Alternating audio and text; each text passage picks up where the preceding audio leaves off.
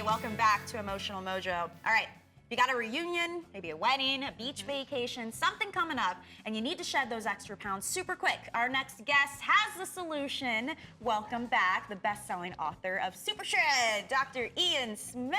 Hey guys, Ian, good to see you. Good to be back. Now this sounds really good to me, but I gotta know how this works because in your latest book, which is Super Shred, you're showing people how to lose 20 pounds in 4 weeks. First of all, is that okay to do? I mean, obviously it is, but how? How do we do it? You know, it's interesting. For a long time, I've always said, 2 pounds a week is really nice, good weight loss, is steady weight loss. But then I looked at why is it that we say 2 pounds a week? And what I realized was it was that because the methods people use to lose weight really fast are unhealthy. So it wasn't that the weight loss itself was unhealthy, it's the method. So people use, I call them elimination diets, right? Only eating, cabbage soup or lemonade or something like that. No carbs. No carbs. Yeah. So they eliminate entire food nutrients. So what I said was, can I put a plan together that's nutritionally balanced, has enough calories, but still can get you to lose weight rapidly? And we took a big group over the summer to do it, and they lost, on average, 20 pounds in 4 weeks. And I think it depends on how much you have to start with, though. Because if you only have 20 pounds to lose, you're not going to lose it all in 4 weeks. If you have 70 pounds to lose, 100 pounds to lose, then yeah, it's going to come off more quickly. This. People have to have realistic expectations, absolutely. What are these strategies then? You have like sliding nutrient. What does that mean? So sliding nutrient density means that the first half of your day can be animal-based products if you want, but the latter half is more plant-based. Higher in fiber, lower in calories, and when you go to sleep at night, your metabolism is typically down, so you want less calories at night anyway. So we slide our density. Then we do something called calorie disruption. Now this is what I really like. It's almost like muscle confusion in the gym. So every day there's a different calorie count. Now you don't count the calories, I do that for you, but some days it could be 1,000, could be 1,200, 1,100, you don't really know. But I go up and down because it keeps the body off kilter, it keeps shocking the system. So your metabolism doesn't get used to that one amount. And people have to understand, Yeah, even if you're doing the right thing and you do the same thing all the time, your body gets acclimated. And that's what people do on diets. Like, I'm only eating boiled chicken That's right, and that's right. broccoli every single day. right. And you can't do that. No, you can't. And the third thing is called negative energy balance. So the idea is very simple. Your body, when your body goes negative energy, it needs to find the energy from somewhere.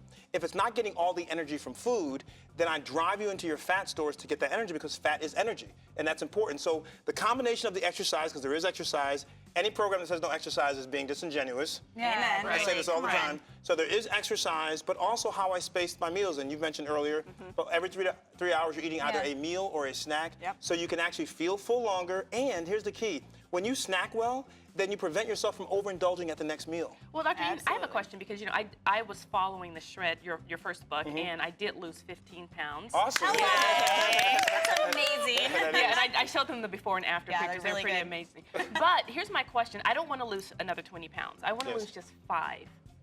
Can this work for me in this I tell people all the time, because the average weight loss is 20 pounds, your body's only going to lose what it needs to lose. If you don't need to lose 20 pounds, you're not going to lose 20 pounds. Trust me, you will probably get that 5 off, and it'll take you a few weeks to do it because you're right at that target weight. The closer you are to target weight, the harder it is to get off. And you know what? The beauty is it's regular food, by the way. I mean, you know, it has fun foods in it. It has pizza sometimes. It has lasagna because, I don't know your opinion, but I believe that putting people on severely restricted programs and not having fun foods is not going to work in the long term. We were just talking about that. That's right. That's right. I'd love to ask you, have you seen all this controversy with the Biggest Loser winner? And she went from, what was she? 260 to 105. 105. And a lot of people are freaking out about this. And that's quick. That's in 4 Well, here's months. the issue, a couple issues. First of all, she looks very skeletal. I mean, she doesn't even Her look arms. healthy. Her arms, her face. Now, the other issue is that when you lose that much weight, I'm saying you can lose, 20 pounds in 4 weeks. But she's losing 60% of her body weight. It's huge. In a time frame that we don't know because the Biggest Loser doesn't tell us what the time frame is. We've had a problem with that for years. But to lose that much weight, you're at risk for gallstones, dehydration, electrolyte imbalances, all kinds of medical problems. Kidney function. So, I mean, I don't recommend losing that much weight that fast. I applaud her, by the way, if she did it the way she was dedicated and persevered. But I just think it's not a good signal to send to people that you can go from 260 to 105. And by the way, her 105 is underweight because her BMI is 18. For her BMI And is 18. I love that you mentioned the time frame because, yes, at home it's a 4-month period, but we don't know how much they're stretching that time or shrinking that time with television. One of the issues with the show, and by the way, I think the show is inspirational, so I mean, I'm not bashing the show, but the issue has been transparency. And on Super Shred, we have this huge community called Shredder Nation. That was Jada's part of it. On Facebook. So join us on Facebook. But It's real people, and they're sharing recipes, they're working out together, strategies. Where do you buy this cranberry juice? Where do you get this? I mean, people who lose the most weight and keep it off the longest are those who have some kind of stable support system. And you're so interactive, too, with He's your very nation. interactive. So we just had our weight loss challenge that you saw with Mark, our boss. So I had him think about, why do you want to do this? Motivation. So how do you keep people motivated? And like Jada, you know, she's like, I just lost that 15 pounds. How do I keep motivated to Because I not want fall back pizza. into that pizza joint or You know, it's whatever? interesting. I ask people who are successful all the time that, because, you know, I don't diet. I don't need to diet, but I ask people who are successful, and they tell me several things. One, they look at old pictures, and they say, I don't want to go back there. The other thing is they look back at their old chart. Like I always say, make a journey map of how you want to lose weight. So maybe a pound this week, 2 next week, and also the NSVs, the non-scale victories. It's not just about the number on the scale. It's also about, I worked out 3 times this week. I took 4 flights of steps. I mean, people who can find success and inspiration in things other than a scale tend to last So that's much longer. how you say stay focused. That's right. That's right. You're strategized, definitely. Journaling, that's one you mention Yeah. all the time. Yeah. And not being obsessed with And that sometimes being around people who are positive. People Yeah. who say, man, you look great. Accountability partners, Absolutely, right? and accountability. That's why, you know, a workout buddy or weight loss buddy is always helpful. So listen, you got 3 ladies here. Okay. You're a very easy man on the eyes. And we know with Valentine's Day coming too, you also have tips on what men actually want. You got this other book here. And so we gotta ask about men. you know, what do men really want? How Men do want simplicity. Simplicity. Listen to Really? me. Define simplicity. Low means, maintenance. You know, well, not even that. It's that, you know, guys don't play a lot of games. You know, and I say in the book too. By the way, this book is not about whether or not men are right or wrong. This book is about, this is why men think the way they think and why they do what they do. That's all it is. It's just kind of a revelation. And so to understand men better means better chance of success. Men want you to say what you mean. Yeah.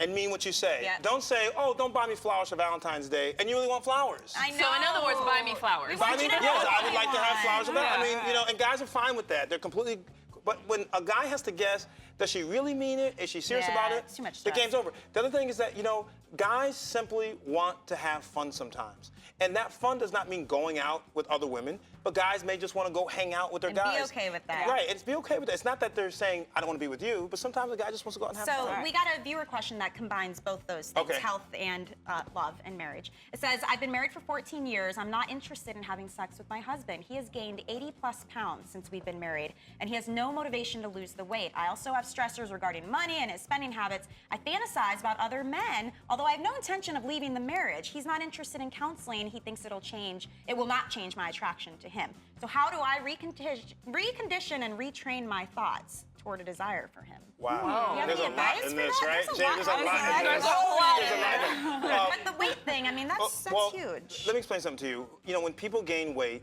there is an issue of being attracted to them. And even it doesn't mean she doesn't love him anymore. Sure. But attraction sometimes is just a physical thing. It's a physiological craving.